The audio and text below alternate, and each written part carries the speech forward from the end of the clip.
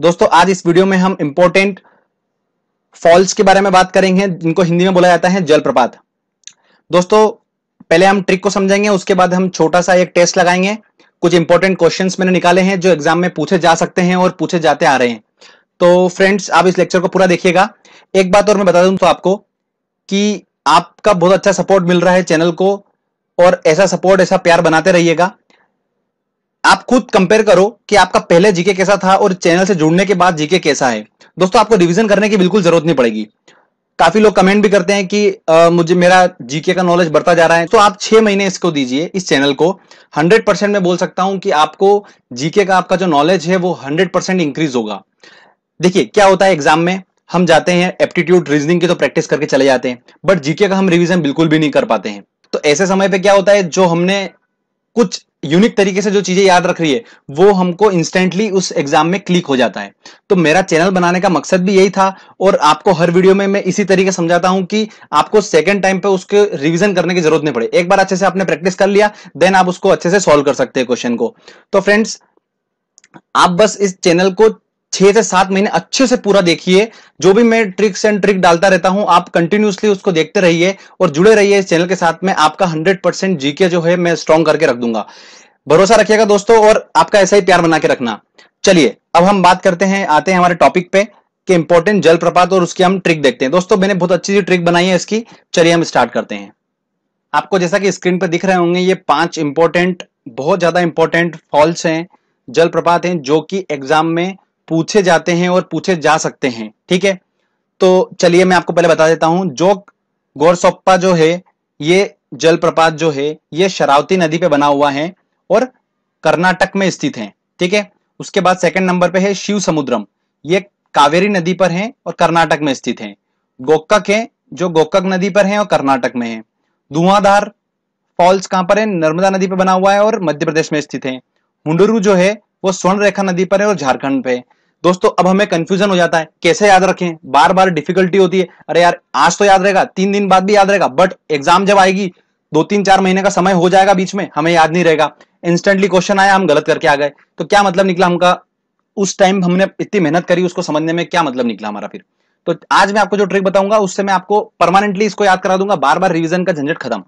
ठीक है फ्रेंड्स, तो चलिए एक एक करके हम ट्रिक से याद करते हैं। चलिए पहला लेते हैं हम जोग फॉल्स को। तो फ्रेंड्स इसको याद करने का तरीका मैं आपको बताता हूं। जोग गोरस्पा शरावती नदी और कर्नाटक पे स्थित है। पहला एक तो इंपॉर्टेंट बात आपको बता देता हूं कि जोग गोरस्पा जो है, ठीक है, गोरसप्पा जो है, ये फॉल्स जो है ये भारत का सबसे ऊंचा जलप्रपात है। क्या है दोस्तों? सबसे ऊंचा। ध्यान रखिएगा, मैंने सबसे ऊंचे की बात करी है। ओके फ्रेंड्स, बड़े की बात नहीं करिए, ऊंचे की बात करिए। तो जोग गोरस्पा जो है वो सबसे ऊंचा जलप्रपात है भारत का, तो ध्यान रखिएगा। ओके, एक और इंपॉर्टेंट पॉइंट आपको बता देता हूं मैं। महात्मा गांधी जल विद्युत उत्पादक प्लांट जो है वो इसी जोग गोरस्पा उसी पर बना है। तो ध्यान रखिएगा दोस्तों, ये भी एग्जाम में पूछा जाता है अक्सर। तो चलिए अब देखते हैं हम कैसे याद रखेंगे। तो फ्रेंड्स क्या हुआ, आप स्टोरी ऐसे ध्यान रखिएगा कि आप जोग जोग वर्ड पकड़िए। जोग जोग क्या होता है दोस्तों, आपको पता होगा, वो काले काले जो होते हैं जोग, जो चिपक जाते हैं बॉडी पे। चिपकते कि ना चिपकते हैं, है ना? तो वो जोग जो है वो एक आदमी को चिपक गए। अब वो आदमी को इसलिए चिपके कि वो होश में ही नहीं था, वो शराब के नशे में धुत होकर इधर उधर घूम रहा जंगल में, तो उसको जोग जो थे काले कलर के वो बॉडी पे चिपक गए उसके।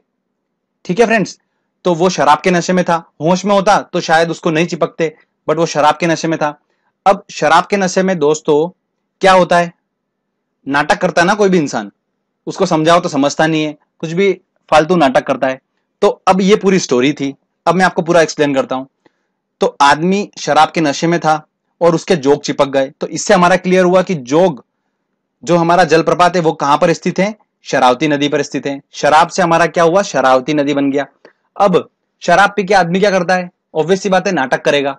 तो नाटक करने से हमारा बना कर्नाटक, तो वो कर्नाटक में स्थित है शरावती नदी, ठीक है, पे बना हुआ है और कर्नाटक में स्थित है। तो इस तरीके से हमने याद कर लिया, जोग गोरस्पा जो है वो शरावती नदी बना हुआ। ये स्टोरी थी, आपको दिमाग में 100% याद रहेगा। आप चाहे भूलने की कोशिश कर लेना, एग्जाम में अगर क्वेश्चन आता है ना इससे, तो आपके दिमाग में जरूर क्लिक होगा कि इस तरीके से मैंने वीडियो में सुना था। चलिए अगला देखते हैं हम। अब अगला कौन सा है हमारा, शिव समुद्रम। अब शिव समुद्रम काफी इंपॉर्टेंट है, ध्यान रखिएगा। चलिए इसकी ट्रिक बताता हूं मैं आपको। आपको जैसा दिख रहा होगा यहाँ पर समुद्र दिख रहा होगा, ठीक है। शिव समुद्रम में हम पकड़ेंगे समुद्र को। समुद्र जो है दोस्तों, वैज्ञानिक ने बोल रखा है कि समुद्र का जो लेवल है वो कंटिन्यूसली बढ़ रहा है, ठीक है। अब बढ़ रहा है और जो हमारी धरती है जहां पर भूभाग है वो स्तर धीरे कम होता जा रहा है। तो समुद्र का जो स्तर बढ़ रहा है तो वो क्या कर रहा है, स्तर वेरी कर रहा है। वेरी करना मतलब चेंज होना, वेरी करना मतलब चेंज होना, ठीक है। इंग्लिश में हम वेरी करना बोलते हैं उसको। तो समुद्र का स्तर चेंज होता जा रहा है लगातार, मतलब वेरी करता जा रहा है, उससे हमने पकड़ा वेरी, ठीक है। तो कावेरी हमारा नदी बनकर आ गया उससे। ओके फ्रेंड्स, और ये जो है ये कहां पर स्थित है, कर्नाटक में स्थित है, ठीक है। तो आप इसको ध्यान रखिए।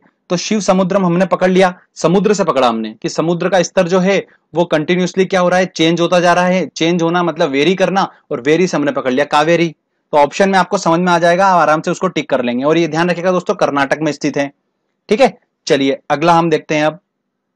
अब मैं आपको बताता हूं इंपॉर्टेंट, धुआंधार जो हमारा फॉल्स है वो कहां पर स्थित है, मध्य प्रदेश में स्थित है और नर्मदा नदी पे। तो चलिए इसको याद करने की ट्रिक देखते हैं। तो आपको जैसा समझ में आ रहा है, जैसे यहाँ पे लिखा है धार, ठीक है। अब इतनी प्यारी स्टोरी है इसकी, थोड़ा सुनिएगा, एक बार आप सुनेंगे तो आपको याद हो जाएगा। धार दोस्तों, धार क्या होता है, एक पानी की धार होती है, ठीक है।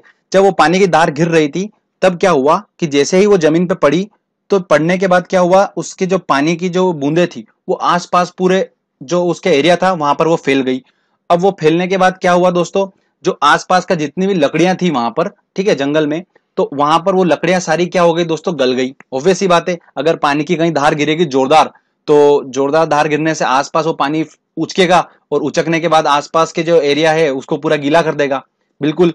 अब गीला होने के बाद आसपास की जो लकड़ियां हैं सारी वो गीली हो गई। अब गीली होने के बाद वो लकड़ी कैसी हो जाती है दोस्तों, नरम हो जाती है।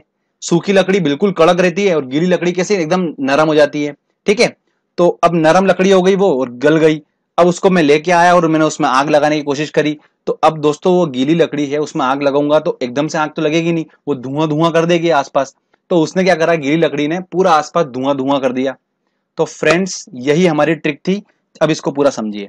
एक धार थी, धार घिरी, उछल के पानी गया, तो आसपास की लकड़ी सारी गीली हो गई, ठीक है, और लकड़ी नरम पड़ गई, जिसको जलाया मैंने धुआं आया। तो आप आराम से याद रख सकते हैं, लकड़ी नरम पड़ गई थी धार की वजह से, ठीक है, और नरम पड़ने के बाद हमने आग लगाई तो धुआं आया, तो धुआं आया, बिल्कुल। तो आप आराम से ध्यान रख सकते हो, धुआंधार जो कभी भी अगर ऑप्शन में आपको दिखेगा तो आपको एकदम से आपको समझ में आ जाएगा कि अरे यार लकड़ी नरम पड़ गई थी, तो नरम से हमारा बना नर्मदा, ठीक है। तो इस तरीके आप उसको आसानी से याद रख सकते हो, उसको कोई डिफिकल्टी नहीं है। और नर्मदा नदी जो है वो मध्य प्रदेश में स्थित है, ठीक है। तो धुआंधार कहां पर स्थित है, मध्य प्रदेश में। तो इस तरीके से हमारा ये क्वेश्चन भी आसानी से, हम अगर इससे रिलेटेड आता है क्वेश्चन तो हम आसानी से सॉल्व कर लेंगे उसको। चलिए अगला इंपॉर्टेंट अब हम देखते हैं फॉल्स। अगला हमारा आता है जलप्रपात हुंडरू, ठीक है। बहुत ज्यादा इंपॉर्टेंट है, काफी एग्जाम में पूछा जा रहा है, लास्ट 4-5 साल से तो क्वेश्चन बन ही रहा है इस पे से। तो इसको तो आपको बिल्कुल अच्छे से ट्रिक बना के बताऊंगा मैं, तो भूलोगे नहीं। तो इसकी ट्रिक ये है, हुंडरू, आपको वर्ड दिख रहा होगा हुंडरू। हुंडरू से दोस्तों हमको समझना है, हुंड, ये जो आपको दिख रहा है हुंड, ये हुंड हल्का हल्का अपने को दे रहा है सूंड से रिलेटेड, हुंड सूंड, ठीक है। तो हम सूंड पे आ गए, हुंड जैसे आएगा हम उसको पकड़ लेंगे सूंड से। अब दोस्तों सूंड किसकी होती है सबसे, आपको सूंड के बारे में अगर पता चल रहा है तो आपके दिमाग में हाथी आ रहा होगा, बिल्कुल सही आ रहा है। तो हाथी की सूंड कैसी होती है दोस्तों, बड़ी होती है। तो कितनी बड़ी सूंड होती है, सबसे लंबी सूंड किसकी होगी, हाथी की होगी। तो बिल्कुल सबसे बड़ी की बात कर रहे हैं अपन। तो एशिया का सबसे बड़ा, बड़ी से निकल कर आया, एशिया का सबसे बड़ा जो है जलप्रपात है वो हुंडरू है। हुंड से हमने पकड़ा सूंड, सूंड जो है वो हाथी की सबसे बड़ी होती है। तो बड़ी से निकल कर आया हमारा बड़ापन। तो बड़ापन से निकल के आया कि जो सबसे बड़ा है एशिया में जलप्रपात वो है हुंडरू, ठीक है। सबसे ऊंचा कौन सा था, जोग था, है ना, जोग गोरस्पा हमने देखा था, वो सबसे ऊंचा था। और सबसे बड़े की बात करेंगे तो वो है हुंडरू, ठीक है फ्रेंड्स। चलिए अब मैं बताता हूं आपको, हाथी की सूंड रहती है। अब वो सूंड से क्या करता है, पानी भरता है और ऊपर फेंकता है। तो वो कैसे झरने टाइप लुक देता है, देता कि नहीं देता है, ठीक है ना। तो पानी भरा और उसने ऊपर फेंका और हमारे ऊपर फेंकता है और हमको ऐसा लगता है झरना गिर रहा, झरना झरना, तो झरने से हमारा बना झारखंड। तो इससे एक बात और निकल कर आ गई कि हुंडरू जो है वो कहां पर स्थित है, झारखंड में स्थित है। ठीक है, अब सबसे ज्यादा झरना कौन बनाता है पता है आपको? मैं एक बात बताता हूं। एक सोने का हाथी थे। वो सोने का हाथी जो है ना, वो क्या करता है, जब अपनी सूंड से पानी भरता है तो वो जब ऊपर फेंकता है पानी को तो वो कंटिन्यूसली चलता रहता है, पानी बंद ही नहीं होता है। इस वजह से वो जो है सोने का हाथी सबसे ज्यादा झरना बनाता है।